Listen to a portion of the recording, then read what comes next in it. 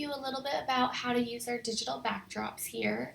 Um, a few tips before you start is to always make sure that you see where the light is coming from. So in this picture, the light is coming from the left side, and you can see the shadows are on the right. So when you choose a picture with the baby, make sure that the light is coming from the same direction so that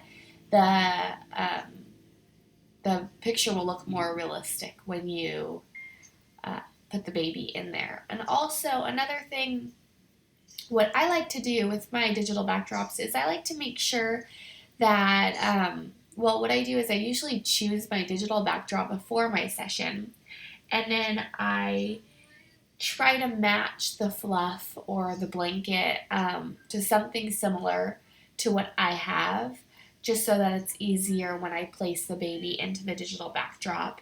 So then I get two different pictures for the parents, which they love. So I chose a picture that I took a couple of years ago, and it's this one right here. I'm going to take this baby, and typically I will either do a square like this and pull it over, or I use the quick selection tool. And I'm going to use the quick selection tool right now for her. Um, make sure to get her, and then I like to get all the little fluff too, because I like to carry that over. The reason that I choose the same color or similar a lot of times is I like the shadows to kind of stay there, so it's easier and looks more realistic. So I'm going to drag this over to the picture, and I am going to do Command T, and I hold down Shift so it doesn't distort the picture at all when I am resizing. And I am going to lower the opacity and see where she is in this flower. I'm going to lower a little, or make her a little bit smaller, a little bit over, make her a little bit.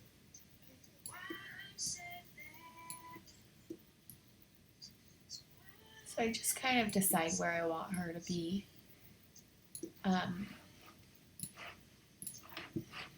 Now I'm going to raise the opacity back up. I am going to use my eraser tool and erase these flowers.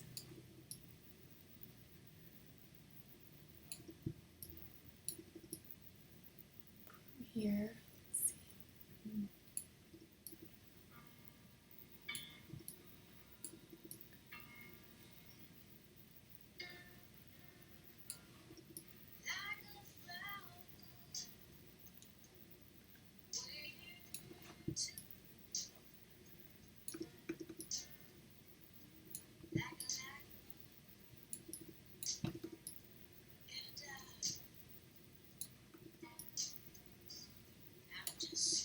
Just making sure I get all this blue. I want all this blue to be showing.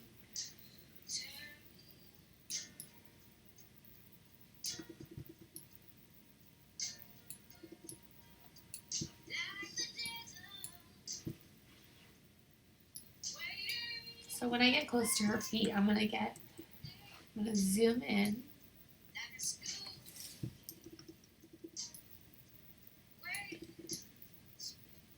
And I have my eraser tool at 100%, but I have the flow at 53% so that it doesn't come out as quickly.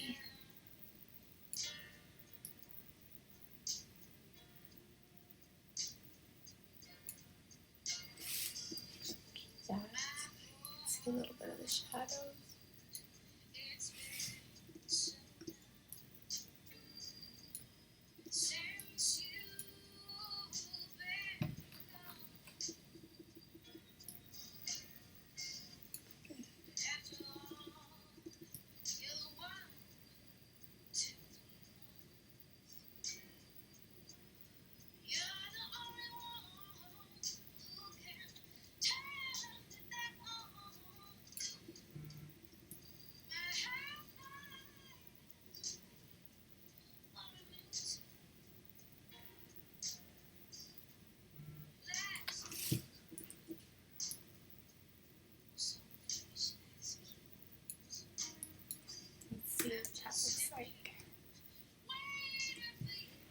So what I like to do is I like to turn it off, put it on, just see kind of. Sometimes it helps me see what else I need to erase.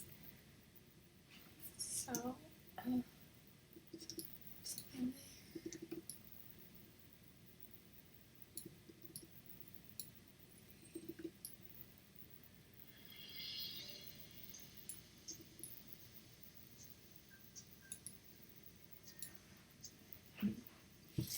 and then what I would do here is I flatten after every, probably make a snapshot and then flatten. And I'll go use the burn tool. And the burn tool I use sometimes to help like with some of the shadows.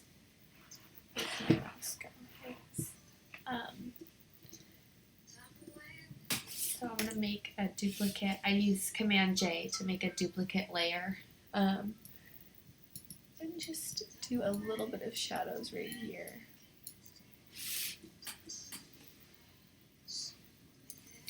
And if you ever need to add a little bit more shadows, you know, you can, like.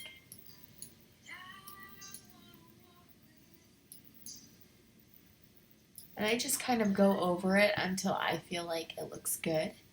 But because of how I placed her in this bowl, I think that the shadows are pretty good. Maybe something around her head.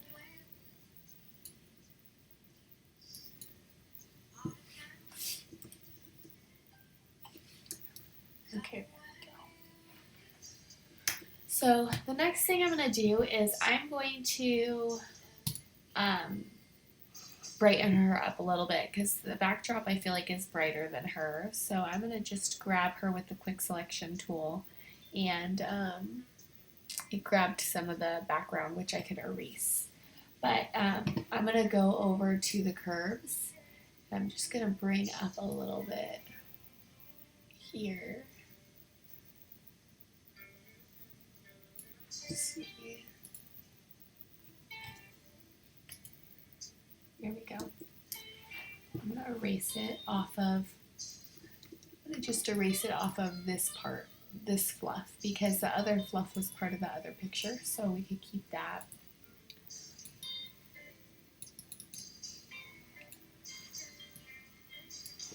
So let's see, before, after. And then what I would do after this is I would do run my portraiture, which I've already run on her, so I'm not going to do it, but I would run portraiture, and I usually do that like at 60% and erase it off of her eyes, her mouth, her nose.